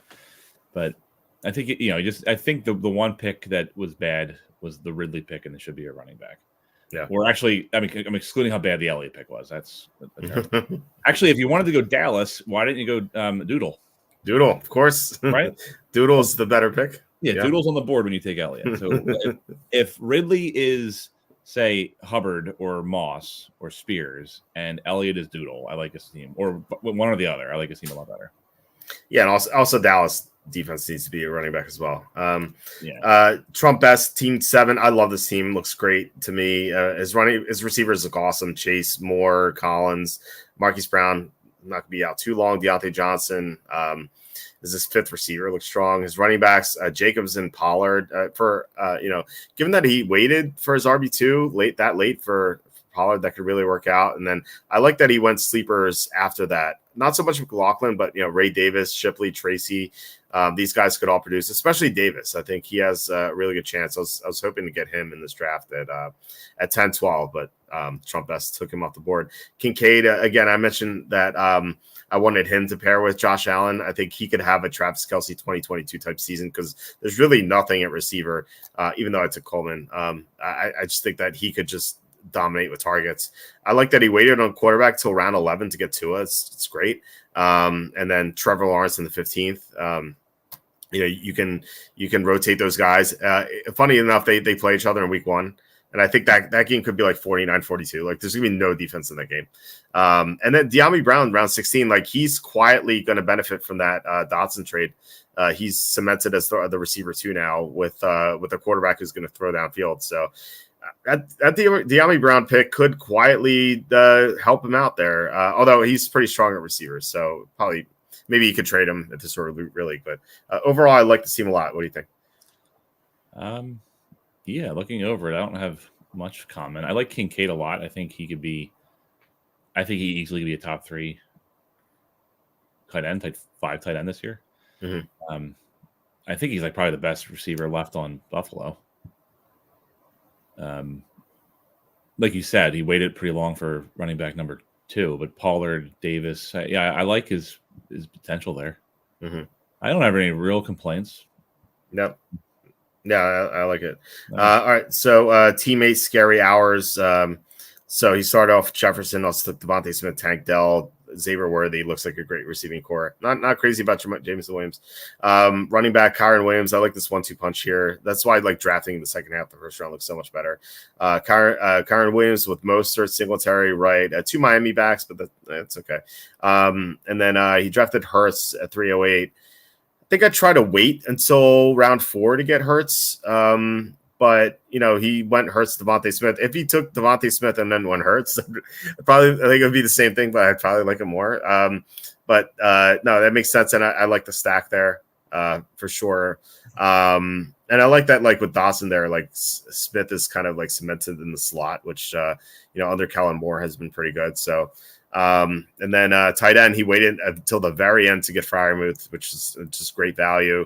I like some of these sleepers here. Wright, Algier. If Bijan goes down, Algier is suddenly like a 2nd or 3rd round pick. Luke McCaffrey, talked about him. Some potential estimate too. Overall, a really good team for scary hours. What do you think? No, I agree. Just your comment about Jalen Hurts, he wouldn't have got him back at. Okay, fair enough. Because he wouldn't have gotten past me twice. Okay. So if he really wants him, I think he made the right move there. I honestly I get why. Like a lot of these mock drafts I'm doing, I see Hurts going over Mahomes a lot, over Josh Allen a lot, and I get that. So if you really want him in your draft, and I don't blame him taking him in the 3rd round. Receivers, I agree. The only criticism I have with Devonta Smith is though he's great and he puts up numbers, there are going to be games where I feel like he doesn't do much for you. Yeah, that's true. And there's a lot of running backs in Miami, right? But he's going to get one of them that works out, especially if Vonnie isn't healthy, which is very likely. He gets hurt a lot, right? So he definitely will have a starting running back between one of those guys, the rookie Wright or Mostert, eventually. I think for some games at least. Xavier Worthy's good, but again, isn't he his 4th wide receiver? Yeah. And then, like you said, there's a bunch of guys that he drafted that, if given the opportunity, they'll probably put up a lot of numbers for him as he went down. Yeah, for sure. This is a good example, right? So he did one of the things. Like you always say, don't do both quarterback and tight end early. Yeah. So he took his quarterback and then he sat and literally just waited to see who's going to be available in the later rounds for him. Yeah. And even that, like you look even if you went around, 14 or 15 or 16, there's a lot of guys there that you could have taken. Yeah, for sure. Yeah. You don't have to target anyone. I think that's a good strategy. Like, is understanding. And I'm saying this, and I didn't do it. Like, if you just understand, like, all right, so I took Hurts, I have a positional advantage there. Now I can just kind of like not worry about tight end, which sounds weird. Like why would the quarterback affect that pick? But just get the other positions locked down. Yeah. Yeah, no, I like the strategy. Just waiting to see what you can get with tight end. He got a good one in the 16th round. Like you can't argue that, especially if Ajax not traded there. Like suddenly that's gonna look so much better too. Yeah, and there's definitely guys, but even like you mentioned earlier, like Laporta, like if his ADP is in the 4th or 3rd round, like maybe don't ignore that. If he falls in the 5th round, then jump on him. Yeah, that's what happened in our draft last year. I'm super anti taking tight ends early, but Hawkinson fell to me at 702. And I'm like, I just can't pass on him there. Yeah. So Bagley says Trump best is consistently one of the sharpest drafters in these lobbies. Yeah, I always find that his drafts are one of the best. All right, so Sanders 911. So he went double running back early with Barkley at TN. So it would make sense that he would draft other positions after that. So Evans, Ayuk, Flowers, McLaurin, Odunze. It's a good quintet there. I think you can wait a little bit on Odunze. I also think you can wait on the tight end rather than Ingram. PPR, I would like him a lot more. Because he was I think he had the 4th most catches in the NFL last year of all players, including receivers. So he's much better in PPR. He just doesn't catch a lot of touchdowns. So I think you can wait on the tight end. That's my only real criticism here. Plus, you only have 4 running backs. I think you can, if you turn Ingram into a running back and then turn like Leggett or Mooney into a tight end, I think that looks a lot better. But I think this team was really good. He is Doodle. Got to love that. Bigsby, another good sleeper running back. And he sniped Dawson from you, which I thought was funny. And you got to love Antonio Brown. So, yeah, good team. I would just add one more running back and take Ingram later or another 10 later. So, what do you think? No, I agree with you. Do you have any concern? Like, I know you're not a big fan of drafting your own handcuffs. Is that a hard and fast rule for you, or is that just situational? I think I'd rather not do it, but if you think that if you think the value is like absolutely there, then I do it. Like I did it here. I just think that I don't like to do it, but Braylon Allen in the 11th round, especially because some of my other sleepers went. He was my top sleeper left, so I just drafted him. Okay. So it's not like I did that intentionally. He was just the best player available. So if that happens, then so be it. But I don't want to go out of my way to do it. So I know I'm sure you're talking about like ATN and HP there. My only other thing is Evans is getting a little older. I think there's a couple guys there I'd rather have over Evans. It's not a bad pick or anything. It's just my personal preference. And then I actually, in reflection, might be overly concerned about Ayuk being traded. Is that just me being like too conservative, like him like getting traded this late in the or the preseason, not having time to get like reps and learn the playbook? Is that just me being silly or? No, I think that's it's a legit concern. Yeah, that's why in my pick there at 4-3, I took Metcalf over him because of that concern. So just seeing him there at 4-4, like there's some guys that, like personally, like I'd rather have Smith or even like Kupp over him. Yeah, I think that is legit. If you were going to a team with an elite quarterback, I'd feel a lot better about it. Like, hypothetically, if the Chiefs were in the market for a receiver and he went to the Chiefs, not that the Niners traded the Chiefs, but like if you went to play with Mahomes, I'd feel a lot better about it than like and him going to play with Russell Wilson, who's washed up, or Drake May, who's a rookie. It's or what other destination like Washington's another. People are talking about how Dotson being shipped out was like maybe a sign that Ajax is going to go there because he's friends with Jaden Daniels. And so, Daniels is super talented, but he's still just a rookie. So, I think that is a legit concern for sure. Yeah, and also the biggest rumors now that he's going to the Steelers. Yeah. And like you said, it's either washed up Russell Wilson or thrown out of Chicago Justin Fields. Right. Not that Fields didn't produce, or his wide receivers didn't produce fantasy-wise, but I'm not. I keep trying to, like, I was having that conversation with myself today. Like, am I overly concerned about that? Am I just being silly? Or if people are going to laugh at me come November when he's a, top 12 wide receiver for the Steelers or whatever. Yeah. No, I mean, he's really talented and can produce. Maybe he starts off slowly and then catches fire. I can see that, but it is like a pretty bleak position, quarterbacking situation for Pittsburgh. Like Russell Wilson is definitely washed up, and DJ Moore produced with Fields last year, so I'm not too concerned about that. But still, it's not like he's not great passing quarterback. So, That is. I mean, that's why he's slipping to the 4th round. I think if he were re-signed by the Niners tomorrow, I think he would go in the 2nd round, like late 2nd. I think. Okay. So I think that's why he's slipping anyway.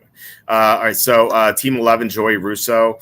So he went double receiver early with Brown and Nakua, and then he went Connor and Montgomery double running back. And then took a few players early, like I think Connor in the 3rd. I like Connor, and he was actually the top player on my board when he picked him. But his ADP is later than that, so you could probably get him slightly later. So I probably like. I don't know if he would have fallen to 5'11", but maybe 402, and then you take someone better. And Montgomery has been consistently going like 5th or 6th round. So I think that was a little too early. Brian Thomas, I thought, was like pretty early. He usually goes like 7th, 8th round. I don't actually mind these players. I like these players. I just think that just keep that in mind for ADP. Like you could probably get some better players and then also get these guys. But other than that, I think this team looks good. I think you'd wait on a tight end rather than Pitts in round 8. And that'd be my one criticism, really. Like outside of taking those guys early, that's my main issue. Like you don't need to take Pitts here. You could have gotten Schultz in round 13. It was like they're going to be pretty close together. I think Foreman has some upside. Pierre Strong just got hurt. So the only 2 healthy running backs on that team are Jerome Ford and Deontay Foreman. McConkey, it's a big question mark, but he could produce. Roschon Johnson they haven't played him in the preseason at all. Again, they played tonight. No Roschon Johnson. So I think they clearly had big plans for him. And then, some of these other guys have some potential. So I like some of these late round picks. I would turn Pitts into another running back or something or receiver. But outside of that, I think it's a good team. What do you think? Yeah, I saw this meme today and it made me laugh. I was waiting for this part of the night when we talk about teams, and it was there's 2 types of people in the world: folks that learn from their mistakes, and folks that keep drafting Kyle Pitts. That's good. That's good. But. I mean, well, in fairness, Pitts will have the best quarterback he's had at his disposal. So maybe that the trend is buck this year, and people look like a genius for drafting Pitts, but I don't know. It just he's never done it. So and it's not like before Mahomes got to Kansas City, Travis Kelce was an elite tight end. Pitts should still have produced. And in fairness, he did have 1,000 yards in his rookie year, but he's really not done much since. So, I agree. I don't know. I think Pitts in the 8th round just way too early for a tight end.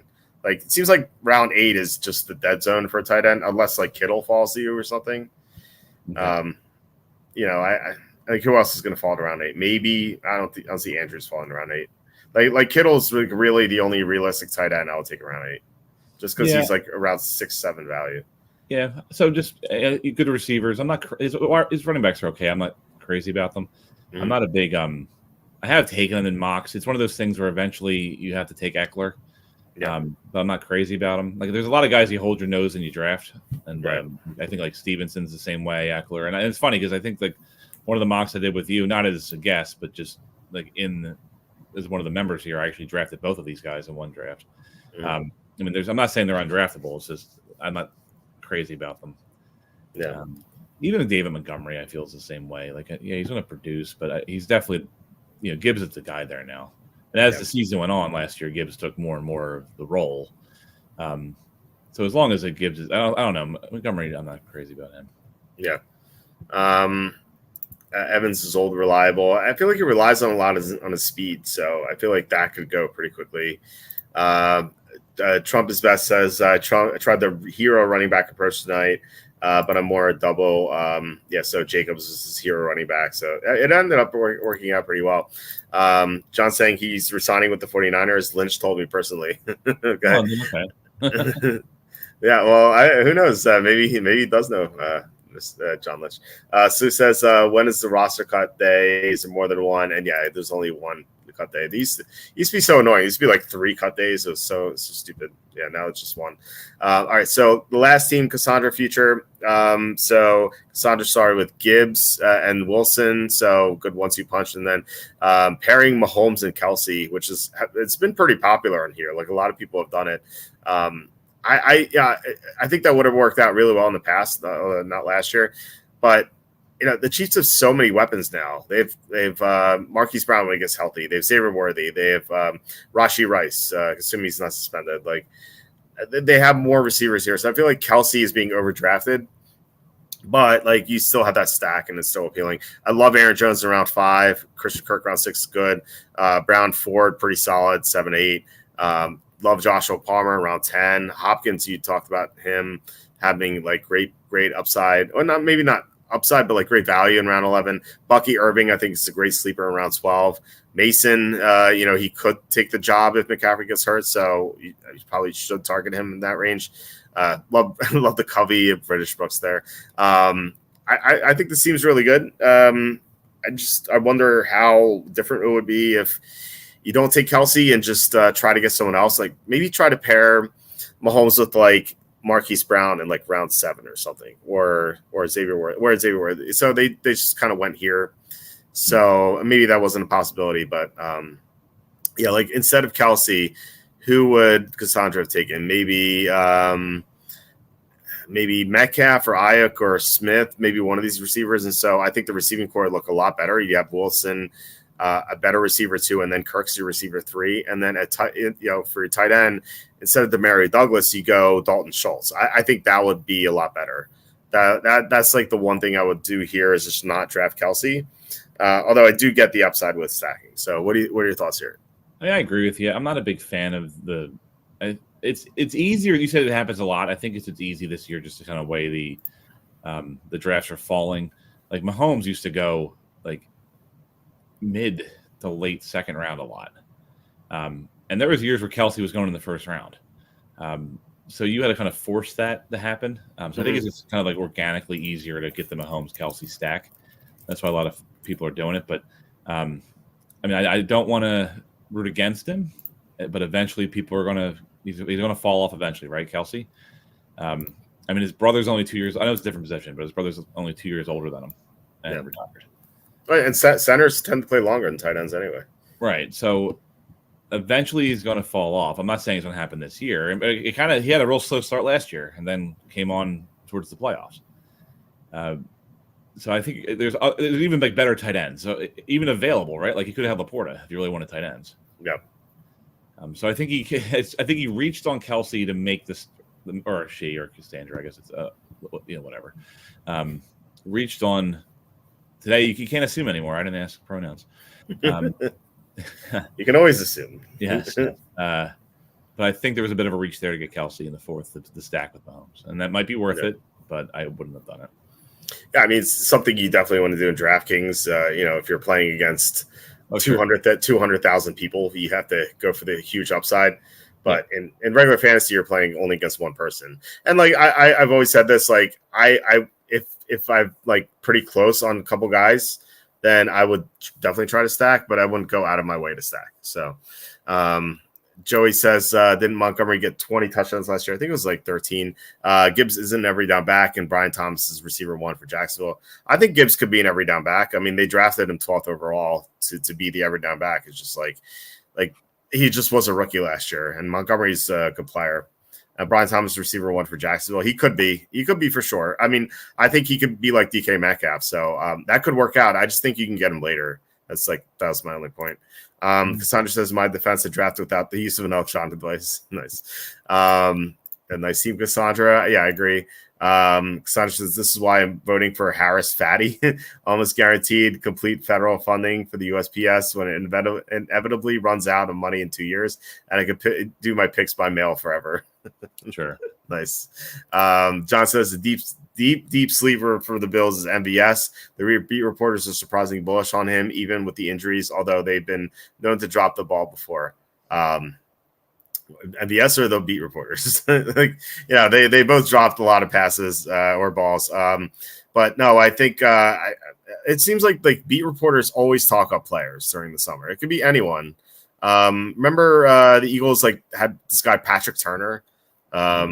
He was always great in training camp, and he would do stuff in the preseason. It's like, oh, Patrick Turner's gonna be great. It's like, no, he did nothing. I feel like it's one of those things. Oh, that was the Sue says the deep sleeper for the Bills might not even be on their roster right now. True, that's true.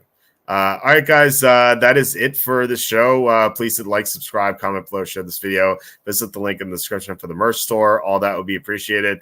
Dave Bodyburner, thank you for joining me on the show tonight, even though it was late. Definitely helped having someone on tonight, especially given that I had a root canal earlier and running on 3 hours of sleep. So I don't know if I could have done this myself. So thank you for joining me. Sue, thank you for the 222 super chat. He says Trump wins RFK, gets FDA or CIA. Which you like to see? It's a great question. I think it would be very poetic for RFK to be the head of the CIA, given that the CIA killed his his uncle and his dad. So I would love to see that. Any preferences there? For me, yes. Where would you like to see RFK run? The CIA is a bullshit organization, so you can run that. I'd rather Trump shut down the EPA than make him the head of it. Sure. That's true. No, I think it's pretty exciting. So that's supposed to be tomorrow. They're supposed to have that announcement tomorrow. So, So what's the rumor I saw? Not the rumor. The announcement was special guest at the Trump rally on Friday, and of course, who's in Arizona, but RFK. So. Yeah, and Nicole Shanahan, the VP, was talking about a major announcement on Friday too. So it seems like it's going to happen. So I'd rather see CIA, but I mean, I'd like to see him in charge of something. So MVS could be this year's Pukaniko. There you go. Somehow, yeah. All right, Dave, do you have anything to plug? Maybe your Twitter, which you're never on. Sure, so. If you guys want to follow me on Twitter, I'll never tweet. But I find it hilarious if all of a sudden I had Twitter followers that don't do it. yeah. Follow. It's Dave Wolf. I get 100 followers, I will tweet. How's that sound? I'll tweet my random political thoughts. Do it. Follow him on Twitter. It's Dave Wolf 88. Follow him on Twitter, so he's forced into tweeting political stuff. And Cassandra says, "Good co-hosting work. Human who lights corpses on fire." Well, so the joke there is I used to do that. Yes. So I know Schmitty a couple nights ago didn't understand that. I used to work at a crematory. That's why the name is what it is. Yep. You'd be better than AOC. On Twitter, is that what you're saying? Yes. Fair enough. And, low bar there, but yeah. Yes. All right, guys. Thank you so much. There are games on Friday and Saturday, so I won't be able to do mock drafts then. Sunday, I will try to live stream my fantasy draft. Kelly is running it. Kelly was on the show last Thursday. She's the commissioner of that league. It's a PPR league. So I'll try to live stream it like 3 p.m. And then we'll be back on Monday to do more mock drafts. So looking forward to that. Dave, once again, thank you so much. And thanks, guys, for commenting, watching, and mock drafting with us. Thanks especially to Slew for the 222 super chat. Really appreciate it, Slew. Thank you so much. But yeah, we'll be back on Sunday/Monday. And guys, have a great weekend.